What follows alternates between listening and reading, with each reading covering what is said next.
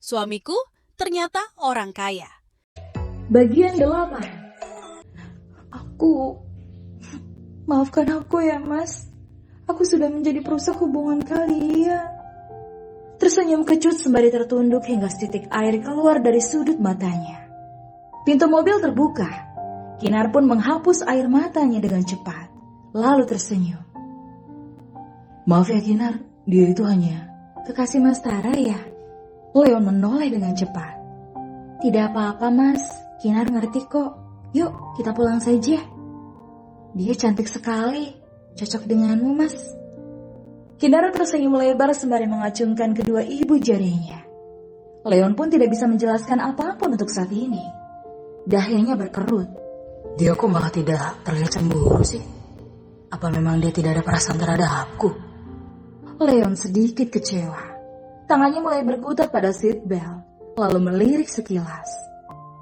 Benar, dia bahkan masih bisa tersenyum semangat seperti ini.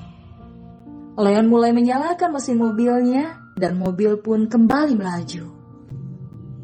Sedikit melirik ke arah Leon yang masih terdiam. Begitu sempurnanya dirimu Mas Tara. Memang benar sih, dia tidaklah cocok untukku yang kentang ini. Dan wanita itulah yang lebih serasi bersanding dengannya. Mata Kinara bergerak-gerak, namun bibirnya masih tersungging senyum. Jangan nangis, jangan nangis. Kumohon jangan nangis, kumohon Kinara. Leon menoleh ke arah Kinara sejenak. Melihat gadis itu masih tersenyum, membuatnya geleng-geleng kepala. Kini mereka sudah tiba di rumah sederhana Kinar. Terlihat Kinar masih memaksakan dirinya untuk bertingkah biasa saja. Berbeda dengan Leon yang terlihat seperti kecewa padanya. Ia pun berjalan lebih dulu menuju kamarnya guna mengambil handuk. Sesaat, ia merasakan tidak enak badan. Sebenarnya sudah terasa sejak hendak pulang tadi, namun ia menahannya. Di dalam kamar itu Leon sedikit oleng. Kepalanya tiba-tiba pening, dengan pandangan sedikit kabur. Leon terjatuh dengan posisi duduk sembari memegangi kepalanya. Kinara yang mendengar suara seperti sesuatu yang jatuh pun menghampiri dengan cepat. Matanya seketika melebar. Mas Tara? Gadis itu sudah tergopoh-gopoh berlari menghampiri Leon, lalu berjongkok di hadapan Tara yang terlihat lemas. Leon menaikkan kepalanya menatap ke arah wanita yang sudah terlihat panik. Perlahan demi perlahan pandangannya mulai kabur.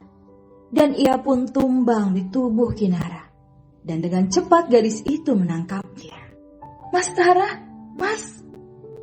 Kinara menepuk-nepuk pelan pipi Leon. Ia semakin panik karena Leon sudah tidak sadarkan diri di pelukannya saat ini. Dengan susah payah dia mengangkat tubuhnya naik ke atas ranjang. Karena posisi mereka sudah sangat dekat dengan ranjang. Kinar merebahkan kepala Leon di atas bantalnya. Tidak lupa, ia melepaskan kaos kaki yang masih digunakan Leon tadi.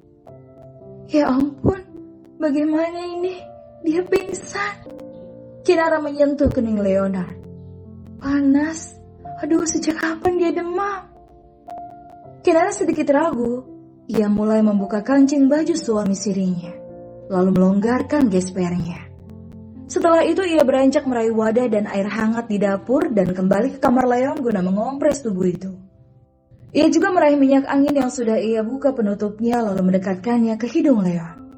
Sebuah rintihan kecil pun keluar dari bibir pria itu, membuat Kinara tersenyum lega. Mas Tara sudah siuman. Semakin lega rasanya karena Leon siuman dengan cepat. Ia pun mengusap keringat yang bercucuran di wajah Leon dengan tangannya. Kenapa tiba-tiba kau sakit, Mas?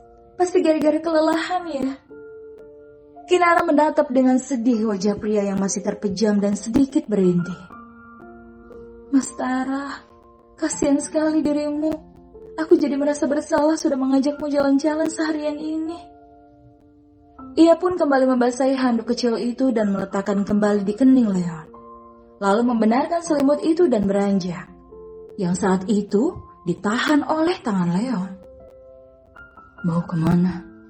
Gumam Leon dengan mata yang masih terpejam. Mas Tara harus istirahat kan? Aku akan keluar sebentar. Apa kau tidak bisa di sini saja, walau aku sedang sakit? Kinar mengerutkan keningnya. Apa Mas sedang ingin kutemani? Sementara Leon hanya diam saja. Tangannya masih menggenggam erat pergelangan tangan Kinar. Di sini saja. Kemudian matanya perlahan terbuka. Dan rawat aku. Karena kau, aku jadi sakit kan? Leon tersenyum tipis. Kinar pun membalas senyuman itu. Namun pandangannya itu masih terlihat sedih. Maafkan aku ya Mas. Untuk apa? Kau jadi sakit seperti ini. Aku hanya kelelahan. Karena tidak biasa berjalan lama seperti tadi. Kinar kembali tertunduk, semakin merasa bersalah. Pandangannya pun tertuju pada tangannya yang masih dipegang Tara. Kau tidak marah? Marah? Marah kenapa? Soal wanita tadi.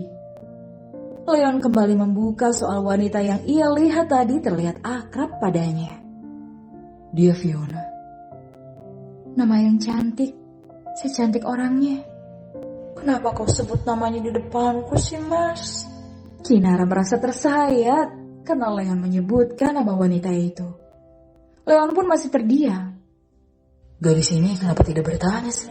Siapa Fiona? Memangnya dia tidak penasaran apa? Kau belum menjawabnya. Yang mana? Apa kau tidak marah? Kinara pun memaksa tertawa. Ya ampun, tidaklah Mas, aku tidak marah kok. Kenapa tidak marah? Dia memelukku loh. Maksud Mas Tara apa sih? Apa dia tengah pamer saat ini? Atau dia ingin bilang kalau wanita itu kekasihnya? Lalu perlahan-lahan berkata ingin melepaskanku? Karena aku bukanlah pemilik dia yang sesungguhnya. Kinar merasa sesak sendiri. Mas istirahat saja ya. Kinar mengalihkan pembicaraan. Leon hanya mendesah kesal sembari melepaskan pegangan tangan itu. Dia kecewa ya, karena aku tidak marah. Dan dia jadi tidak bisa meninggalkanku. Ia pun masih berusaha tersenyum.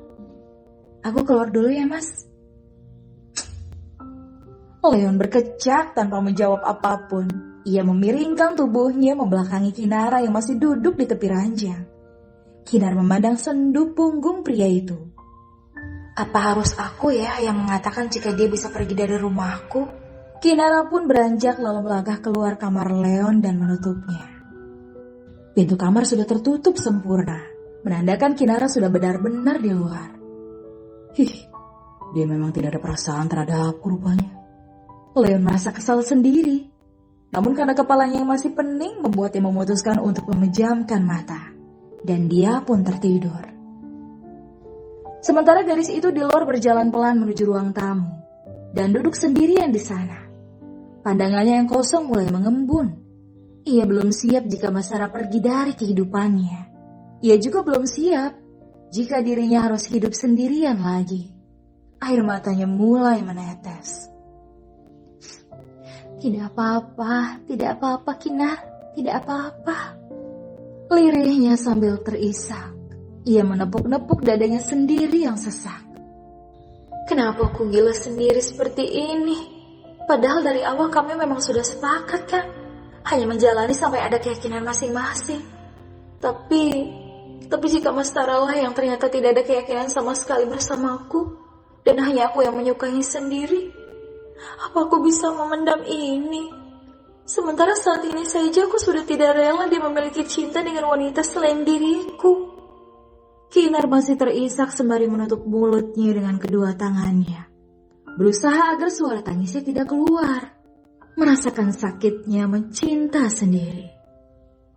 Di dalam ruang tamu sederhana dan ditemani riuh hujan yang masih turun di luar. Kinara tengah menumpahkan segalanya. Guna menyiapkan diri jika benar dia harus melepaskan sang suami sirinya itu. Walaupun berat rasanya, namun itulah yang mungkin harus Kinar lakukan. Karena menilik kepada kenyataan yang ada, jika pernikahannya itu adalah suatu kesalahan. Dan Mas Tara harus kembali pada pemilik yang sesungguhnya. Iya, gadis anggun bernama Fiona.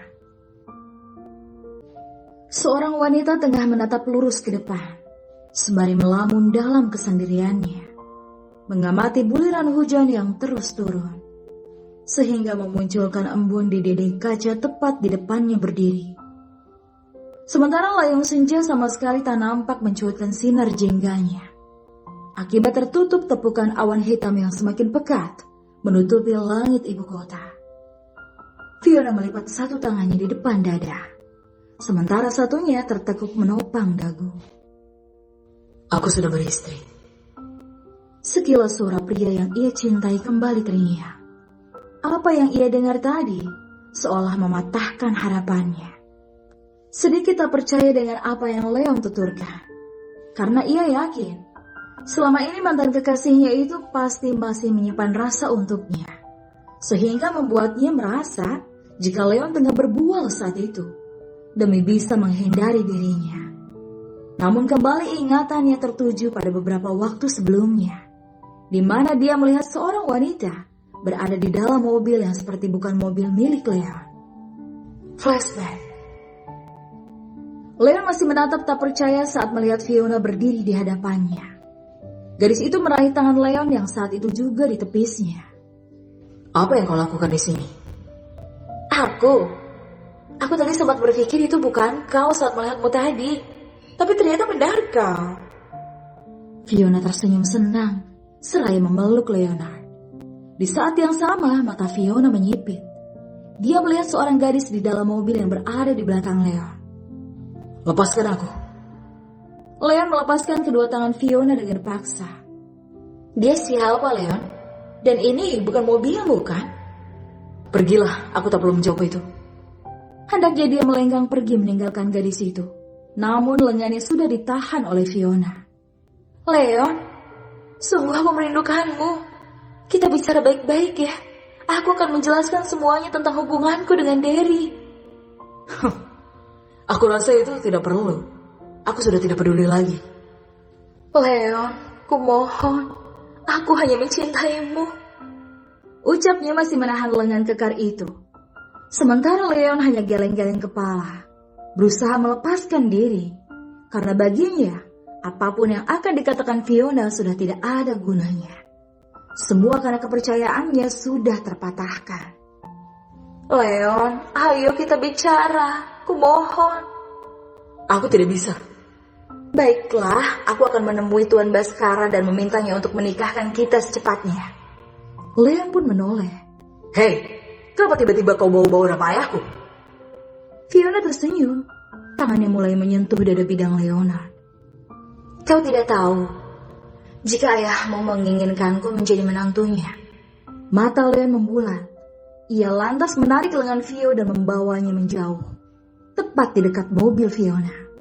Sementara hujan sudah semakin deras, lengan yang basah pun sudah tidak dipedulikan. Jangan bicara omong kosong. Aku tahu ini pasti akal-akalmu saja, kan? Fiona tersenyum, lalu menyentuh dada Leon dengan kedua tangannya. Aku tidak mungkin berani berbicara omong kosong padamu, Presiden Leonard. Itu faktanya. Kau bisa hubungi ayahmu sendiri dan tanyakan soal itu, jika kau tak percaya. Leon menepis kedua tangan itu. Aku tidak mungkin kembali, apalagi menikah denganmu, karena aku sudah beristri. Sedikit terpaku Fiona menatap tak percaya ke arah Leon. Kemudian tertawa. Kau bohong. Kau pasti tengah bercanda kan, darling? Kau tidak bisa membodohiku. Fiona hendak memeluk lagi, namun tangan Leon sudah menahannya. Aku serius. Apa? Aku sudah menikahi seorang gadis, dan dia gadis yang sangat kucintai. Leon menunjuk ke arah mobil yang ditunggangi Leon. Terdiam. Kepalanya mulai memutar mengarah ke samping kanannya. Ia melihat gadis sederhana duduk di dalam mobil itu sembari menunduk. Fiona menggeleng pelan, lalu kembali terkekeh. Kau mengakui seorang yang berpenampilan pembantu sebagai istri? Lucu, sangat lucu. Dia bukan pembantu, dia istriku, Fiona. Leon, aku berkata jujur. Dia memang istriku, jadi berhentilah mengharapkanku untuk kembali. hanya mengatakan itu sebagai penutup. Selebihnya Leon langsung melenggang pergi. Tidak, Leon. Fiona berusaha menahan, namun pria itu terus saja melangkahkan kaki pergi menjauh. Leon! Sementara tubuh pria itu sudah mulai masuk ke dalam mobil, dan mobil pun melaju. Flashback off. Menghentak kesal Fiona saat mengingat kembali hal barusan, sehingga membuatnya kembali berpikir, dia bukan wanita yang setara dengan Leon. Leon tidak mungkin menikah dengan gadis seperti itu, kan? Tidak mungkin penggantiku sekelas dia. Iya, dia pasti sudah membayar gadis itu untuk melakukan sandiwara. Fiona terkekeh sendiri. Fiona merasa dirinya tidak mungkin sebodoh itu percaya dengan perkataan Leon. Iya, benar. Leon pasti tidak bersungguh-sungguh. Sebegitu sakit hatinya kau, Leon, sampai kau menyewa seorang gadis rendahan untuk menjadi istri bohongan. Gadis itu meraih champagne di sebuah meja kecil, lalu menenggaknya dalam sekali teguk. Aku tidak sebodoh itu. Aku harus mencari tahu siapa dia. Bersambung.